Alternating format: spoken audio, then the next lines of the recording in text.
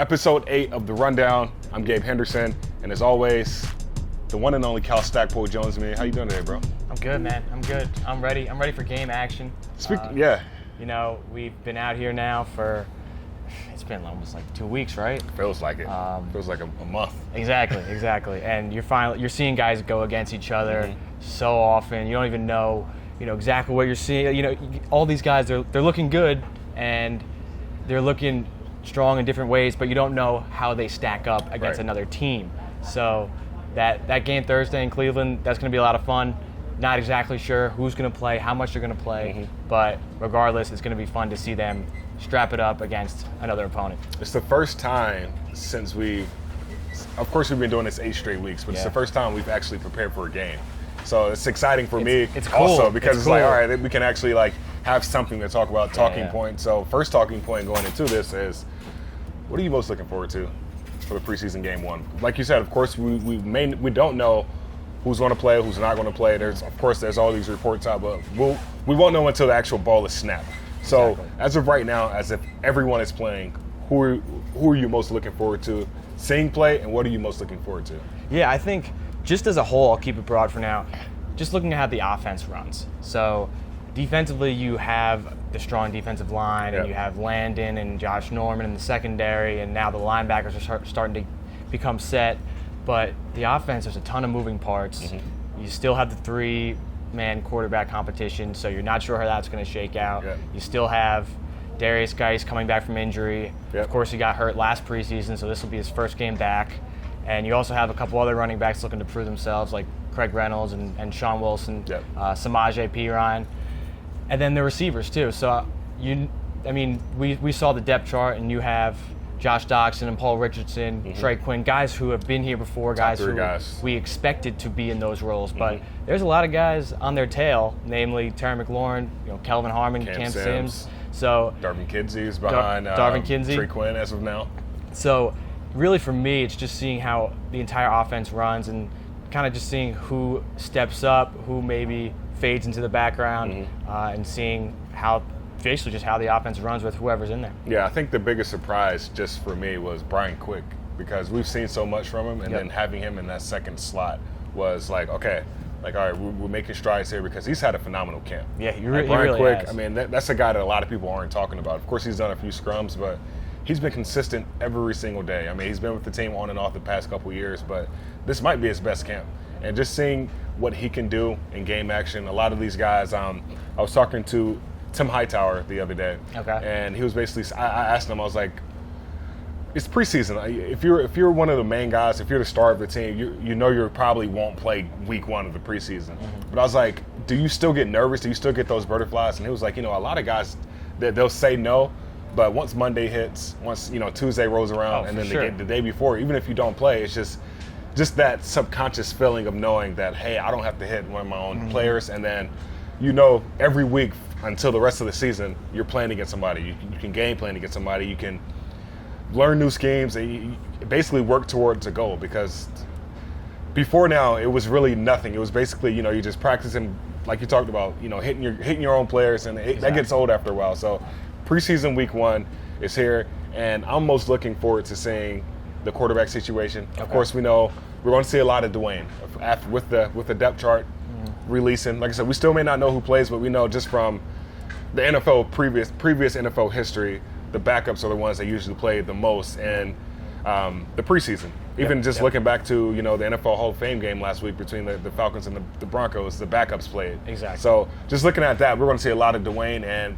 even though right now, in my opinion, he's third on the depth chart, if he has a big week 1 preseason game, that can change a lot. And we already know Jay Gruden's already said depth chart is just names on paper. Exactly. So it really doesn't mean too much right now. At the same time, it's going to be interesting.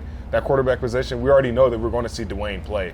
And with all this talk, all this speculation that we've heard of what can Dwayne do? Is he ready? This and that. We're going to see Thursday, and I'm excited to see that. Exactly. So, I mean, like you said, the depth chart is pretty much names on a piece of paper. Yeah. But just for anyone listening who maybe hadn't seen it, kind of just to see how things have played out in training camp and where we are right now in terms of the depth chart. I mean, I'll just go through the offense real quick, and then if you want to just go through the defense. Yeah, it's fine.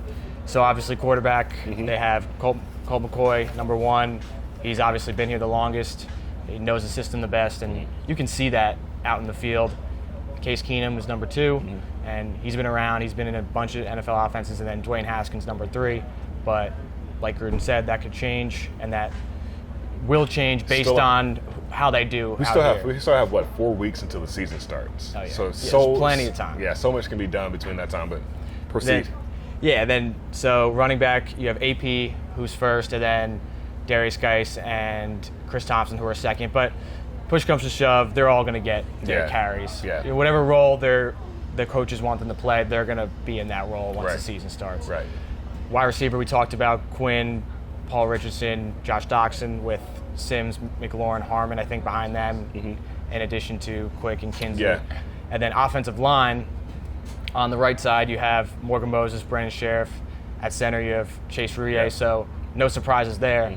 And then the left side is where it gets a little more interesting. So you have Eric Flowers at the left guard spot right Which now. was a shocker to me. Yeah? Yeah, because I mean, he's been mostly at left tackle, so I maybe I haven't been watching much, but I just thought he was, that left tackle that, was going to be in that spot. But I feel like the coaches saw that he fits best at left guard. I mean, we've seen him play some left guard, and he's done a phenomenal job. So that definitely seals that spot there. And then left tackle, Jerron Christian. Yep. So it's really big guys up front, first and foremost. Exactly. And I think that left side is where you can see a lot of change throughout the preseason, because on the second team right now you have Wes Martin, who was starting at left guard throughout all of OTAs while Christian was recovering from an injury.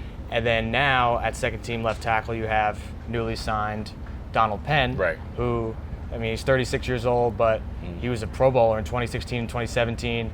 He is getting to play left tackle, which he said is his natural position, and he was pretty uncomfortable playing right tackle in Oakland. So he's a guy that he's still working, getting into the system, and so that side is going to be something that's really interesting to look at going forward in terms of who fits in where by the time week 1 comes around. Right, and then on just moving to the defensive side of the ball, of course you got the big 3 up front.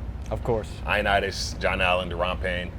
But the guys behind them, Tim Settle, JoJo Wicker.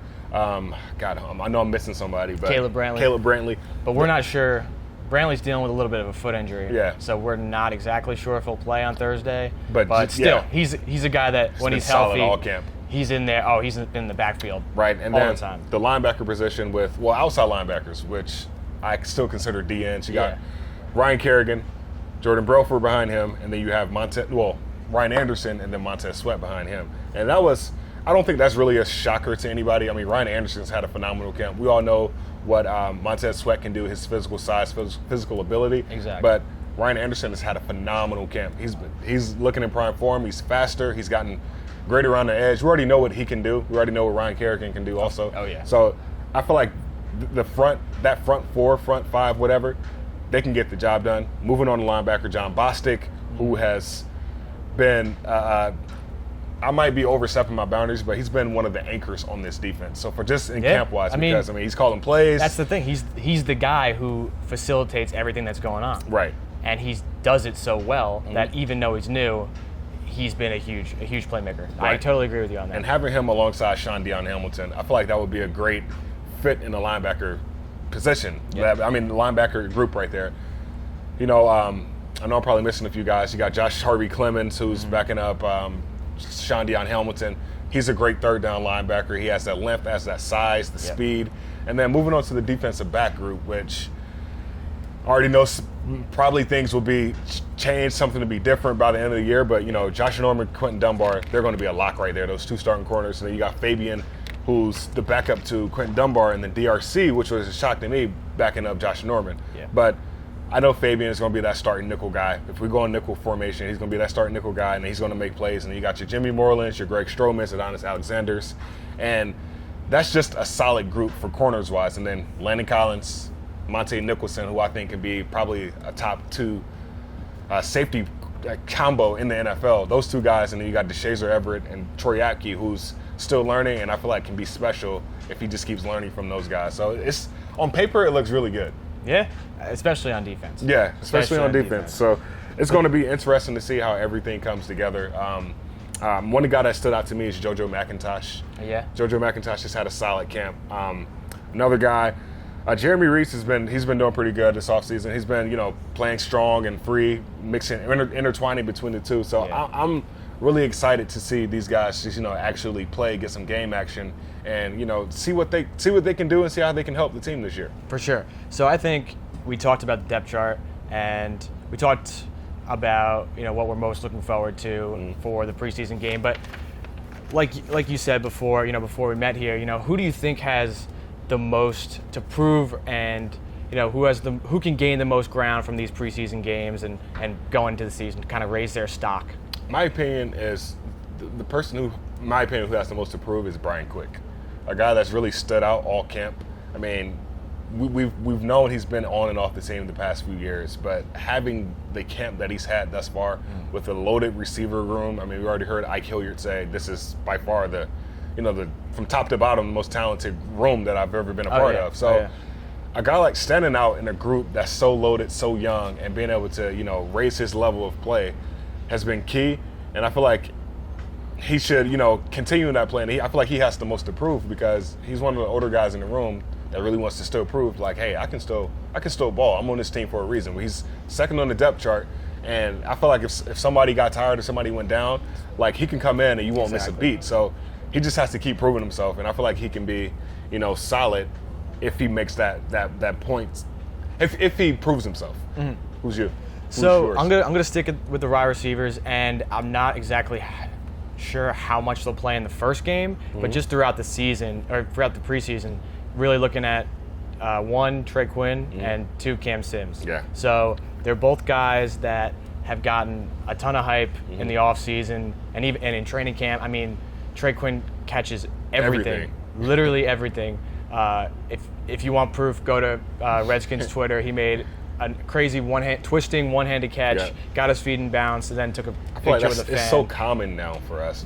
Yeah, exactly. I have not seen him drop one ball, and then Cam Sims, just a huge physical presence, just finds a way to get open. Yeah, has sure hands. His range is so wide. I mean, exactly. He can pretty much make any catch that you need him to make. Exactly. But the thing with these guys is, with all this hype, you realize that Cam Sims has not played an offensive snap.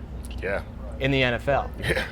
He got hurt at the opening kickoff of the season opener, and then Trey Quinn, he's only played 3 games. Yeah. And he's caught 9 of 10 balls, scored a touchdown. So when he's in there, you can see the possible production, but these are two guys that haven't proven it when it counts. Right. So I think the preseason is going to be a good stepping stone to see, especially for Cam Sims, just to see what they can do. And then once they go in this season, can they really become those guys that we're expecting them to be right now? Can they do it in September and October when the games matter? And another group, not player, but another group that needs to prove themselves, I think, in my opinion, is the linebacker position group, because there's so many unknowns there.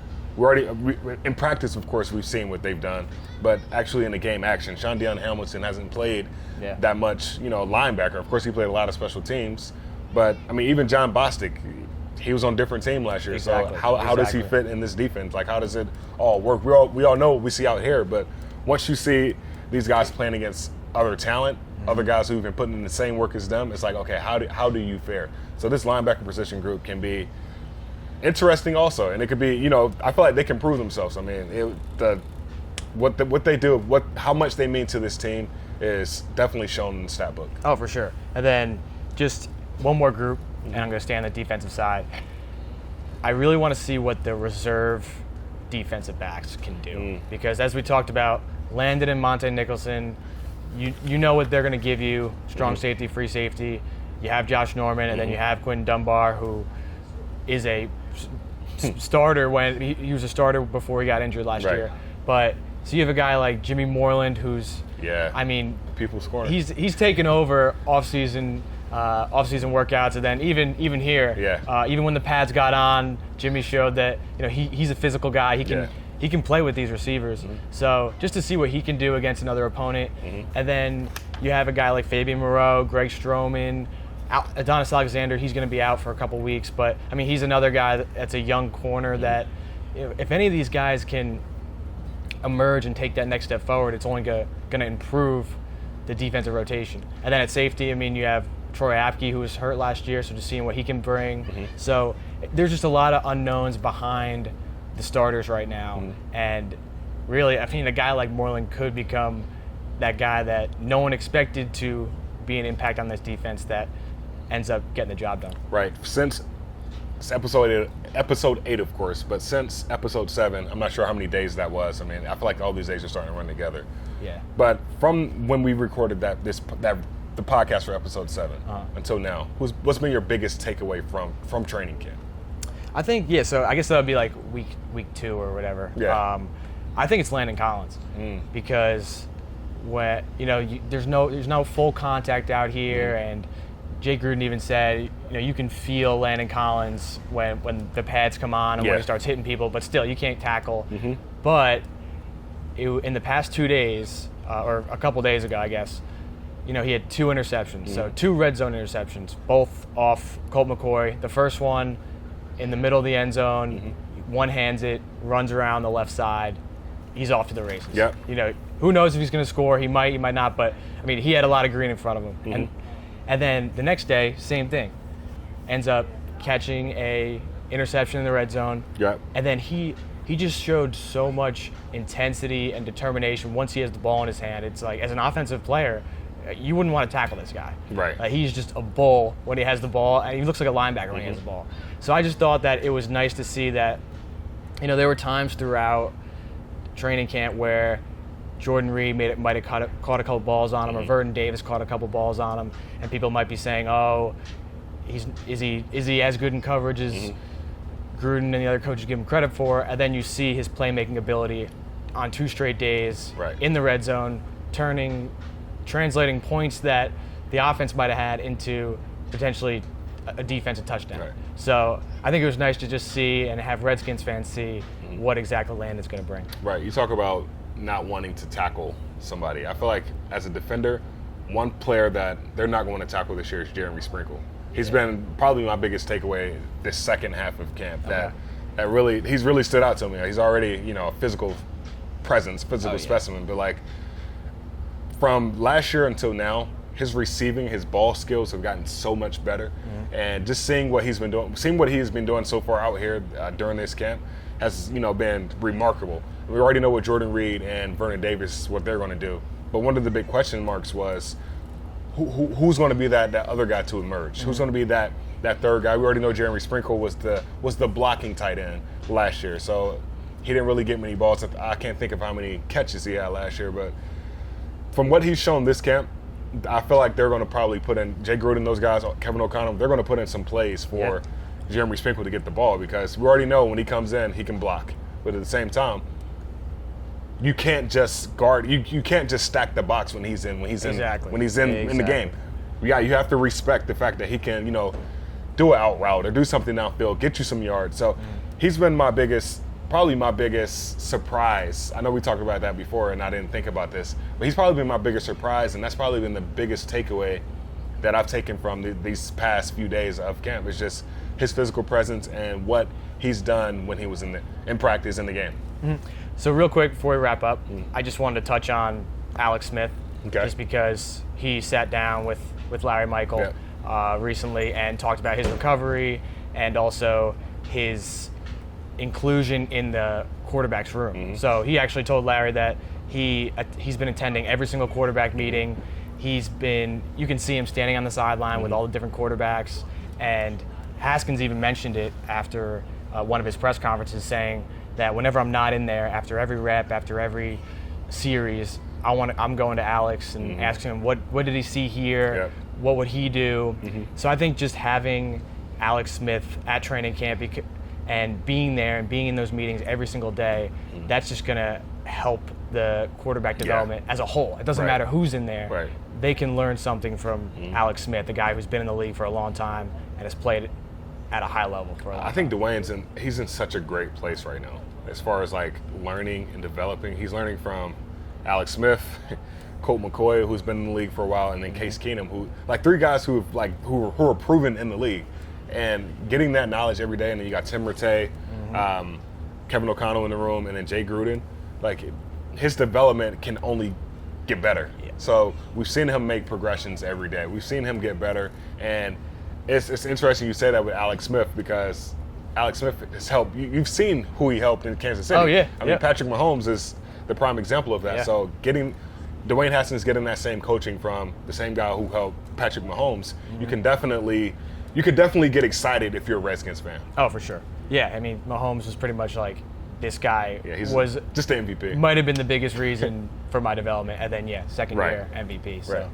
Well, I'm excited, man. We finally have a game, and I feel like that's the main thing. We finally have a game. We finally get to look forward to something. It's been a long road. Oh my gosh, we're excited to travel, head up there, and just get after it. It's going to be a great season, in my opinion. These guys have put in the work on the field. Oh, yeah. We've put in the work off the field. Yep. You got any stories coming up that we should be aware of? I mean, I just published something on Alex Smith, so go check that out. And then we'll have plenty of stuff down the road, whether it be Landon Collins. Actually, I have a story on Jordan Reed and what he does to get ready for practice every day. Interesting. And because he's a guy that's been having a huge camp, so I was able to sit down with him for a decently lengthy interview. So that'll be up coming days. So. Nice, man. Well, that's all I have for today. Kyle Stackpole, thanks for joining me. Of course. You always join me. But for Kyle, for Stevie, and for Devontae, I'm Gabe Henderson, and this is The Rundown.